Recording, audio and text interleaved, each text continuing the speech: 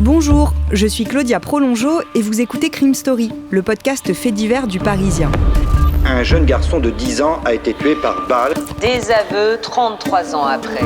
Son corps a été retrouvé 1 mois plus tard. Des hommes cagoulés ont tiré sur les mariés. Chaque semaine, je vous raconte une grande affaire criminelle avec le chef du service police-justice du Parisien, Damien Delseny.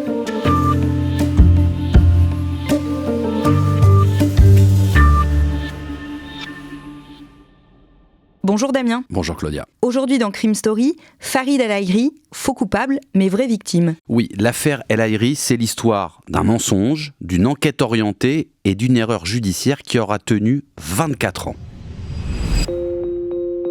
Décembre 1998 à Hasbrouck, une ville de 20 000 habitants située dans le département du Nord. C'est une commune typique de la région, avec beaucoup de bâtiments en briques et la très grande place du Général de Gaulle, autour de laquelle on trouve la mairie, divers commerces et des restaurants qui, l'été, sortent leurs tables et étendent leurs terrasses. Le mardi 15 décembre 1998, Julie, une lycéenne de 15 ans, est chez elle, avec sa mère et un ami de cette dernière qui est psychologue. Ils attendent tous les trois qu'une gendarme vienne pour prendre la déposition de la lycéenne. C'est sa mère qui a contacté la gendarmerie à la suite des révélations que sa fille lui a faites. Avant ça, pendant 5 mois, Julie avait gardé son secret. Elle s'était seulement confiée à quelques amis, en leur faisant promettre de n'en parler à personne. Et puis, un soir, alors qu'elle est à une fête, elle fond en larmes. 2 de ses frères, Antoine et Grégory, l'interrogent. Que se passe-t-il ? Julie répond qu'elle a été violée. Elle ne donne pas plus de détails. Ça leur suffit. Les parents de l'adolescente sont mis au courant par les frères, le procureur de la République aussi. Il saisit une enquêtrice dans cette affaire d'agression sexuelle et de viol en réunion. Elle se rend donc au domicile de Julie le mardi 15 décembre. Là, la jeune fille lui raconte que les premiers faits se sont passés un samedi, vers 19h30, en mars ou en avril. Le procès-verbal est reproduit dans le journal Le Monde. Julie raconte qu'il faisait nuit et qu'elle revenait du cinéma où elle avait vu le film Titanic. Sur le trajet, elle a rencontré 3 ou 4 Arabes, comme elle dit. Parmi eux, il y a Farid, un jeune homme un petit peu plus âgé qu'elle connaît car il a déjà eu quelques altercations avec son petit ami, Julien. Farid est bagarreur et il voulait frapper Julien parce qu'il n'aimait pas les blonds et parce qu'il trouvait qu'il faisait le malin avec son scooter. Les garçons demandent une cigarette à Julie qui n'en a pas. Puis elle raconte qu'il l'entraîne dans une rue isolée, l'allonge par terre et lui touche le corps à plusieurs endroits. La poitrine, les jambes, le ventre.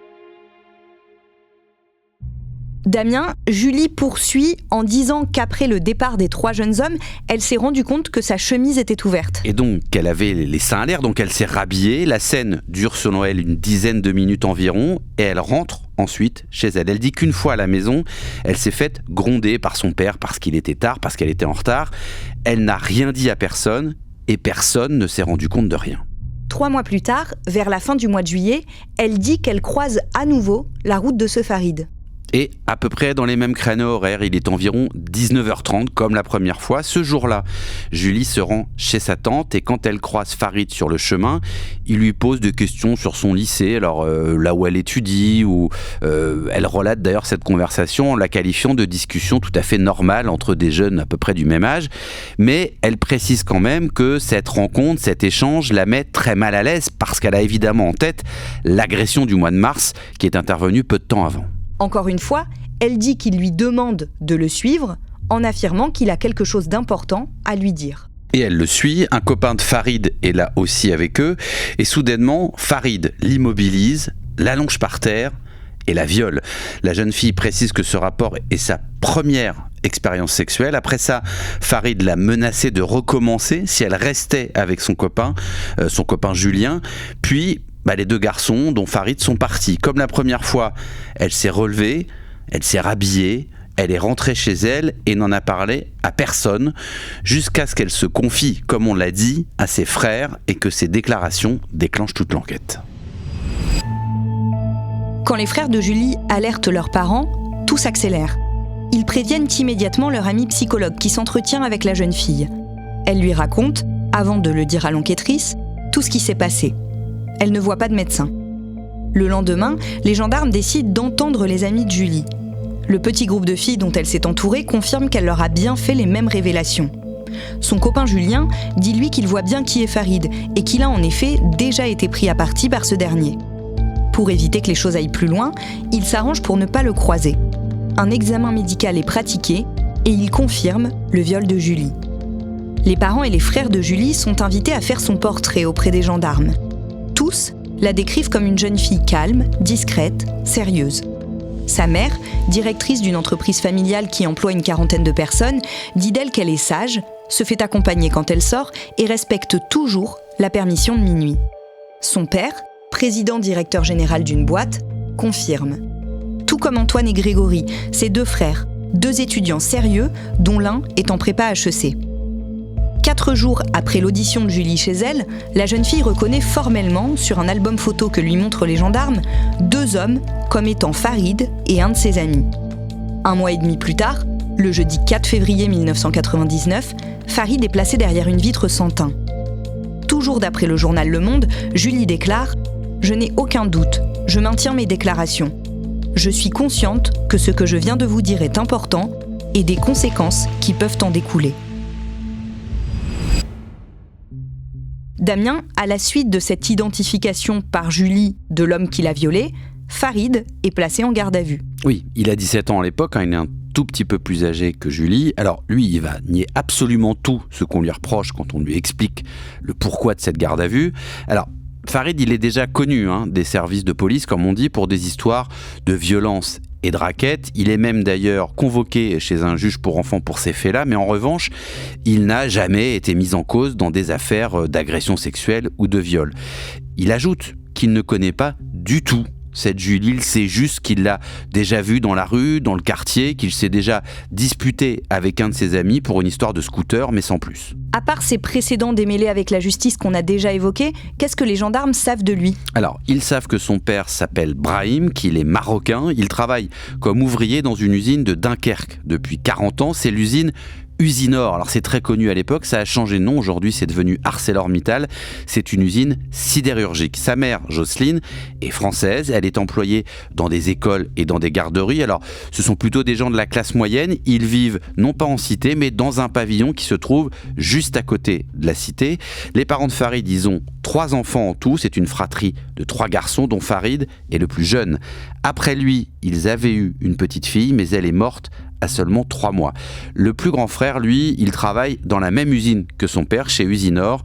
Le deuxième, en revanche, a quelques soucis. Il est en prison et il est toxicomane. Dans les dépositions de Julie, comme dans celles de ses amis, Farid et son groupe sont désignés comme, je cite, les Arabes du coin. Oui, en fait, c'est un quartier de la ville où se côtoient des pavillons avec une cité, une zone résidentielle, avec une cité plus ouvrière, avec donc des personnes issues de milieux sociaux différents qui vivent les uns à côté des autres. Et notamment, toute une partie de la population qui est issue de l'immigration. Julie et sa famille sont plutôt du côté des plus aisés et la jeune fille, comme ses amis, désigne en fait les habitants de ce quartier, de ces cités, comme les Arabes. Alors les parents de Farid, Brahim et Jocelyne, ils se sont rencontrés dans les années 70, à une époque où le racisme est très présent et où, pour faire simple, en gros, une Française blonde comme Jocelyne, elle ne peut pas se marier avec Brahim, qui est aux yeux de tous un Arabe. Farid a grandi dans une famille à la fois catholique et musulmane. Sa mère mange du porc, pas son père. Dans la maison, raconte-t-il à Libération, il y a un Coran et une croix de Jésus. On était libre de choisir. À l'adolescence, Farid choisit la religion musulmane. Il arrête l'école avant de passer son bac. Il a alors 16 ans. Il s'inscrit en CAP de chaudronnerie, mais ça ne lui plaît pas et il laisse vite tomber. Sans aucun diplôme en poche, il a du mal à trouver du travail. Mi-février, il doit commencer un apprentissage dans une boulangerie. En attendant, il partage ses journées entre la salle de sport, les rendez-vous en ville avec les copains, les heures passées devant la télé ou la console de jeu. Le jeudi 4 février 1999, quand les gendarmes informent Farid 1 mois et demi après la déposition de Julie des faits qui lui sont reprochés, il réagit vivement. Il n'a jamais abordé cette fille, promet-il, et il ne sait pas expliquer pourquoi elle l'accuse. D'ailleurs, c'est impossible, il était en vacances au Maroc au moment des faits. Un tampon sur son passeport en atteste. Le gendarme lui répond que la date de l'agression n'est finalement pas précise. La jeune fille n'est plus sûre que ce soit en juillet. Tant pis pour Farid. La garde à vue dure 2 jours. Farid est fatigué, mais ne fléchit pas. Il est prêt à confronter son accusatrice. Il redit que ce n'est pas lui, qu'il n'a rien d'autre à ajouter et qu'il veut arrêter l'audition. Dans le procès-verbal de synthèse rédigé par un gendarme à destination du juge, on peut lire « Au cours de son audition, Farid El Haïry a eu un comportement agressif et arrogant. Il nie toute participation aux agressions qui lui sont reprochées. Il pèse ses mots et revient sur ses dires au moment de les écrire. Tout au long de sa garde à vue, il se bloque quand nous abordons les faits qui lui sont reprochés. 3 copains de Farid sont également placés en garde à vue. Comme lui, ils disent identifier Julie. Elle se déplace tout le temps avec son groupe de copines, des filles qu'ils surnomment entre eux les Spice Girls. 2 des garçons entendus reconnaissent l'avoir abordée une fois pour lui demander une cigarette. Le 3e ne s'en souvient pas. Les 2 autres se rappellent aussi avoir vu Farid discuter avec Julie, et un admet les avoir vus s'éloigner ensemble. Devant le juge, il revient sur ce qu'il a dit, affirmant que s'il a tenu ses propos, c'était sous la pression des gendarmes. Une confrontation est organisée entre Julie, Farid et 2 des amis de Farid. Chacun campe sur ses positions. Décrit par les experts psychiatres comme un homme avec une intelligence inférieure à la moyenne, Farid est qualifié d'instable et d'impulsif. Il est placé en détention provisoire à la prison de Los-les-Lilles.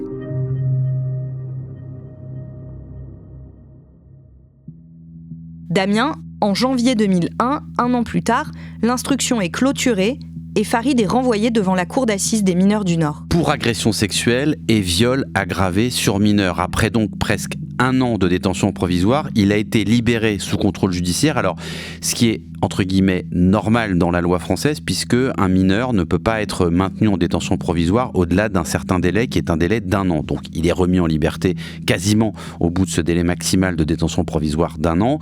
Il a malgré tout interdiction de revenir chez lui et dans la région, et c'est donc son oncle, qui est anesthésiste, qui l'héberge en Seine-Saint-Denis. Farid, en attendant l'ouverture de son procès, il commence à travailler comme vendeur, et puis il se met surtout à beaucoup courir, à faire du jogging, surtout la nuit quand il fait des insomnies. Son procès va s'ouvrir quasiment 2 ans après, en décembre 2003, à Douai, puisque c'est là où se trouve la cour d'assises dans le Nord. À l'époque où le procès va démarrer, les faits remontent donc à plus de 5 ans, et Farid, lui, il est persuadé qu'il va être acquitté. Les versions de la plaignante et celles de l'accusé n'ont pas changé, mais l'atmosphère est un peu étrange à ce procès. Oui, parce que Farid, il est accompagné de sa famille, mais Julie, qui est la victime, elle est toute seule avec son avocat. Et surtout, quand elle va redire de quoi elle a été victime, elle va demander en pleurs que l'accusé ne retourne pas en prison. Ce qui est vraiment un comportement tout à fait inhabituel. Mais à l'issue du procès, Farid est reconnu coupable d'agression sexuelle et de viol sur mineur de 15 ans. Il est condamné à 5 ans de prison, dont 4 ans et 2 mois avec sursis. Alors c'est une condamnation qui est, on peut le dire, assez légère, même si Farid est mineur, mais les faits sont quand même d'une importante gravité. Il s'agit de viol. Et surtout, c'est une condamnation qui permet de couvrir la peine de prison déjà effectuée en détention provisoire par Farid. Donc, il est condamné, mais il ne retournera pas derrière les barreaux. Et il ne fait pas appel. Non. Alors, ça aussi c'est surprenant. Quelqu'un qui crie son innocence depuis des années, qui est condamné et qui décide finalement d'accepter cette condamnation, donc d'accepter la culpabilité. Mais lui, il va expliquer qu'il prend une telle claque quand il apprend qu'il est condamné, alors qu'il est persuadé qu'il va être acquitté, qu'il est complètement groggy. Et surtout, en fait, il va sans doute avoir une discussion avec son avocat qui va lui expliquer que certes il est condamné, mais que la peine est très clémente et que faire appel, c'est risquer d'être condamné une 2e fois et alors là définitivement condamné et surtout d'écoper d'une peine beaucoup plus lourde. Donc là, même s'il est reconnu coupable de faits qu'il nie, il se dit je suis libre, en quelque part j'ai purgé ma peine et donc il va pas faire appel. Ses parents vont être condamnés aussi en tant qu'adultes responsables à verser 17 000 € de dommages et intérêts à la victime. Mais encore une fois, selon son avocat, ça aurait pu être bien pire, bien plus compliqué. Ce qui est aussi étonnant, c'est que le parquet, l'accusation, ne va pas faire appel non plus. Ils auraient pu aussi estimer que finalement pour un coupable qui a nié les faits tout au long de l'instruction, c'est une peine qui est plutôt légère, donc ils auraient pu faire appel pour avoir une peine plus lourde. Donc en fait on en reste là, et après le délai légal de 10 jours, la condamnation de Farid El Haïry, elle devient définitive. Et c'est donc la fin de cette histoire. Ça aurait pu, ça aurait dû, mais le lundi 23 octobre 2017, 14 ans plus tard, Julie, la victime, écrit une lettre au procureur de la République de Douai sur laquelle elle revient sur toutes ces accusations. Vous écoutez Crime Story, Farid El Haïry, faux coupable mais vraie victime, 2e et dernier épisode. Le mardi 15 décembre 1998, une lycéenne de 15 ans porte plainte à Hasbrouck, dans le Nord, contre Farid El Haïry, 17 ans. Elle l'accuse de viol. Le jeune homme nie les faits en garde à vue et devant le juge. Mais l'enquête de voisinage autour de la plaignante et du suspect, l'examen gynécologique de la jeune fille et les antécédents judiciaires de Farid, déjà condamné pour violence, achèvent de convaincre la cour d'assises. En décembre 2003, Farid El Haïry est reconnu coupable d'agression sexuelle et de viol sur mineur de 15 ans. Mais il est condamné à une peine légère, 5 ans de prison, dont 4 ans et 2 mois avec sursis. Sa période de détention provisoire couvre la peine de prison. Il ressort libre. Mais le lundi 23 octobre 2017, 14 ans plus tard, Julie écrit une lettre au procureur de la République de Douai. Lettre dans laquelle elle revient sur ses accusations. Dans ce courrier, Julie écrit « Après un long travail sur moi-même en psychothérapie, je vous envoie ce courrier pour vous informer de ma responsabilité dans les faits suivants. Lors d'un procès qui a eu lieu à la cour d'assises de Douai en 2003, je vous confesse avoir menti. Monsieur Farid El Haïry n'est coupable de rien et n'a jamais commis d'acte d'agression sexuelle ou de viol sur ma personne. Je souhaite aujourd'hui rétablir la vérité. Je suis consciente de la gravité de mes actes et me suis enfermée dans un puissant déni durant toutes ces années. Je demande pardon, autant à la cour qu'à Monsieur El Haïry, sa famille et ses proches, pour ces fausses accusations. L'enquête a eu lieu quand j'avais 15 ans suite à une plainte de mes parents en mon nom. Ils avaient eu connaissance de ces accusations par mon grand frère Antoine. Je me suis retrouvée ensuite dans un processus d'interrogatoire et d'enquête que je n'ai pas réussi à stopper. La vérité est la suivante. J'ai été victime d'inceste répété de la part de ce grand frère entre mes 8 et mes 12 ans. Je n'ai pas réussi à rétablir la vérité auprès de mes parents, les gendarmes et la justice à l'époque étant enfermés dans mon propre mensonge et coincés dans l'emprise du secret familial. Je me sens honteuse et coupable vis-à-vis de Farid El Haïry. Il ne méritait pas cela. J'ai mis de longues années à sortir de ce déni. Je ne peux malheureusement pas revenir en arrière. J'assumerai les conséquences de mes actes. Damien Delceni, à ce moment-là, Julie, qui écrit cette lettre, a donc 34 ans. Oui, elle a en quelque sorte fait sa vie depuis les faits. Elle vit avec un conjoint. Ils viennent tout juste d'avoir un bébé. Avant d'envoyer cette lettre au procureur, il y a eu évidemment beaucoup de chemin parcouru, beaucoup de réflexions. Elle a très mal vécu l'après-procès quand Farid a été condamné. Elle a d'ailleurs ensuite dans sa vie beaucoup changé de ville, elle a changé de voie au niveau de ses études, elle savait pas trop quoi faire d'elle-même. En fait, elle n'arrivait à rien construire dans la durée, ni sur le plan professionnel, ni sur le plan personnel et amoureux.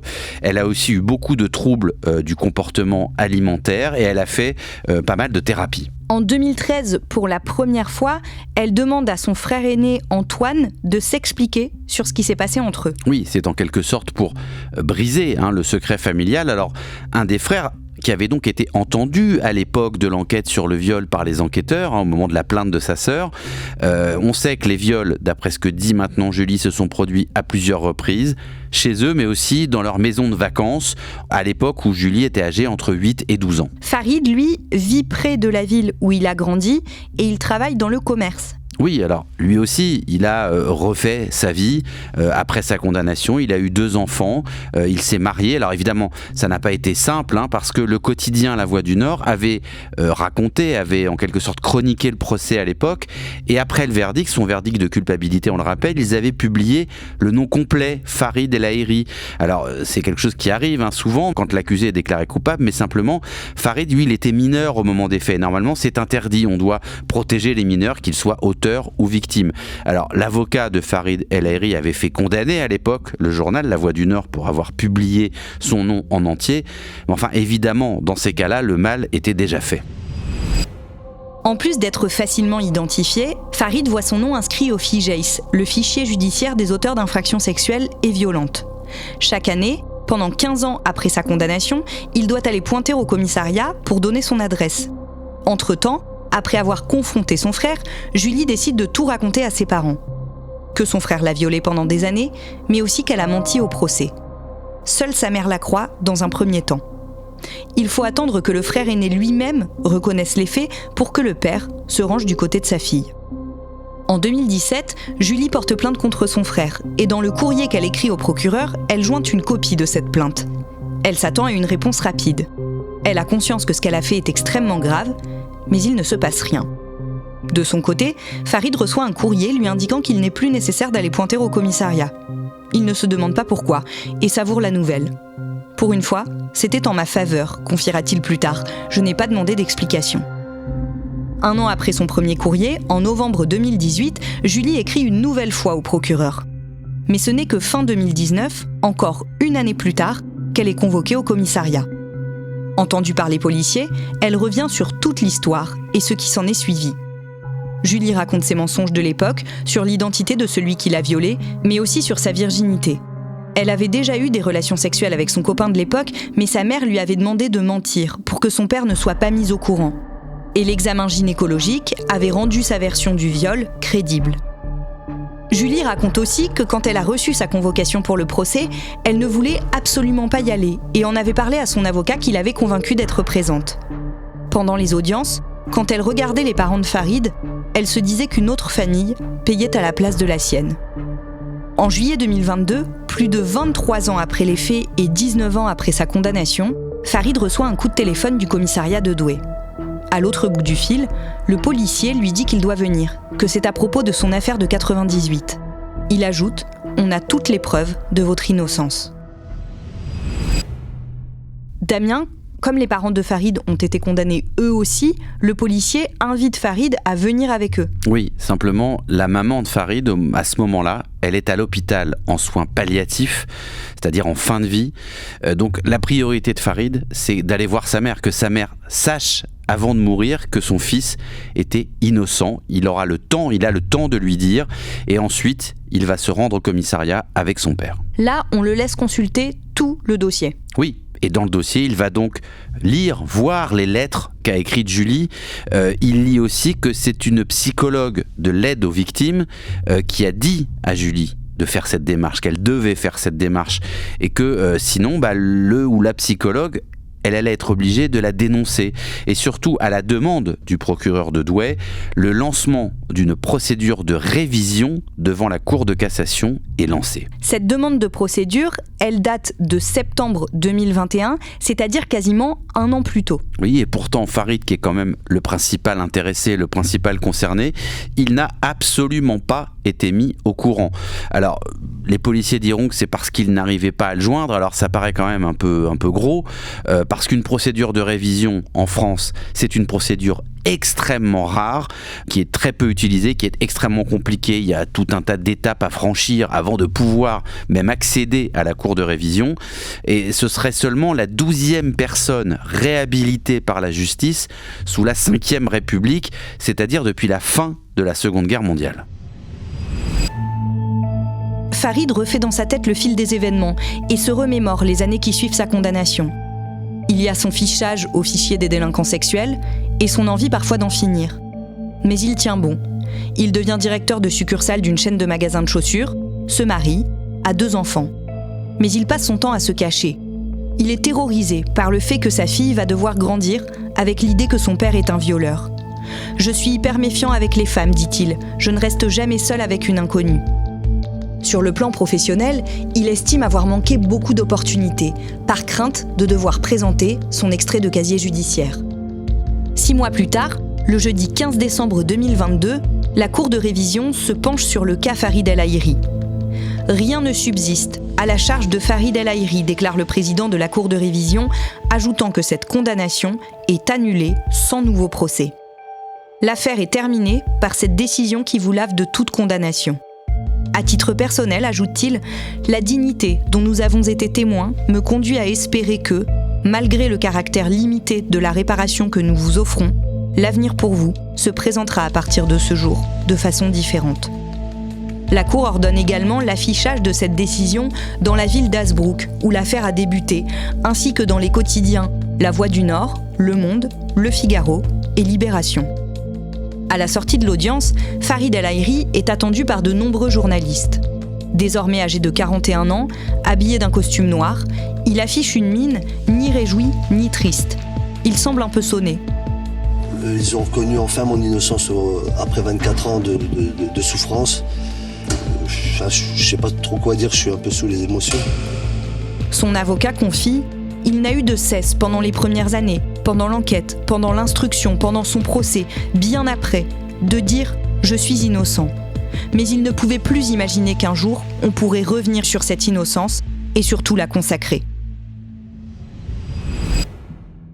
Damien, Julie n'est pas présente à l'audience, mais son avocate, si, et elle s'exprime aussi. Oui, cette avocate, c'est maître Anne-Sophie Wagnon-Oriot, et elle va en quelque sorte essayer de défendre Julie, d'expliquer le mensonge, d'expliquer pourquoi elle a accusé à tort ce jeune homme, et elle va simplement dire qu'elle l'a fait pour protéger sa propre famille. Pour Franck Berton, l'avocat de Farid El Haïry, il y a eu des dysfonctionnements dans toute la chaîne judiciaire. Oui, alors fatalement, lui, il va décrire une enquête scandaleuse et partiale, avec même, ajoutera-t-il, une dimension raciste.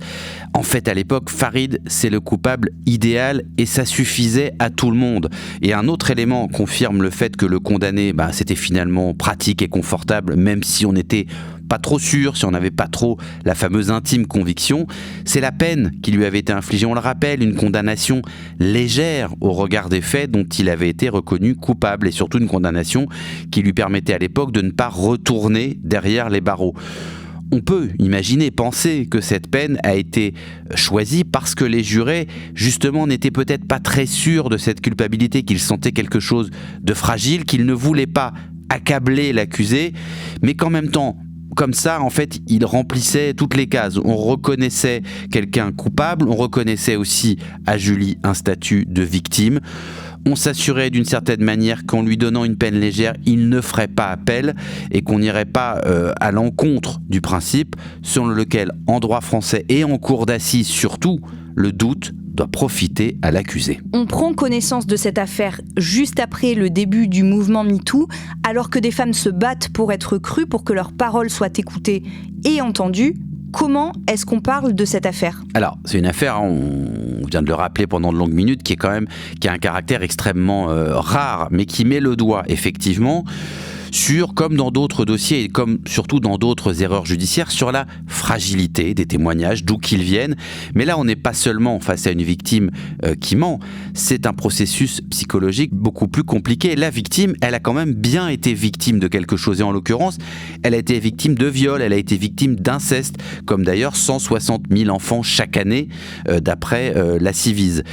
Ça, c'est un fait. Elle n'a pas inventé un crime, elle n'a pas inventé le fait d'être victime, elle a juste en quelque sorte déplacer la mire, déplacer la cible, non pas sur son frère, mais sur quelqu'un d'autre. Et ensuite, elle a été prise dans un véritable conflit intérieur. Elle a fait face à un déni qui l'a menée à proférer ces accusations qui étaient totalement infondées.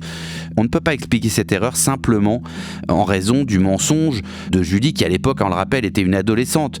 On ne peut pas dire qu'elle a manipulé les enquêteurs, simplement les enquêteurs, les experts, les magistrats qui se sont succédés, ils ont sans doute pas très bien fait leur travail, on peut le dire, et ça a permis d'alimenter, et ça a surtout permis de ne pas arrêter cet engrenage du mensonge. D'ailleurs, l'avocate de Julie dit que la reconnaissance de cette erreur judiciaire invite à ne pas sacraliser une parole dont le contenu doit toujours être confronté aux éléments factuels d'un dossier et qu'il ne faut jamais se contenter d'une seule parole. Le nom de Farid El Haïry a été supprimé de tous les fichiers policiers et judiciaires, et la mention à son casier judiciaire a été définitivement effacée. Cependant, juste après le procès, il disait être tellement marqué par toutes ces années qu'il n'arrivait pas encore à se considérer comme innocent. Après la révision de son procès, Farid El Haïry a porté plainte contre Julie. Il faut qu'elle soit condamnée, dit-il. Elle est une menteuse. Ensuite, il faut qu'elle soit reconnue comme victime, mais de la bonne personne. Si à cause des mensonges de cette dernière, on en venait à ne plus croire une femme violée, je trouverais ça désastreux, dit-il. Le lundi 2 janvier 2023, le père de Farid El Haïry meurt. 2 semaines après avoir vu l'innocence de son fils, reconnue par la justice française.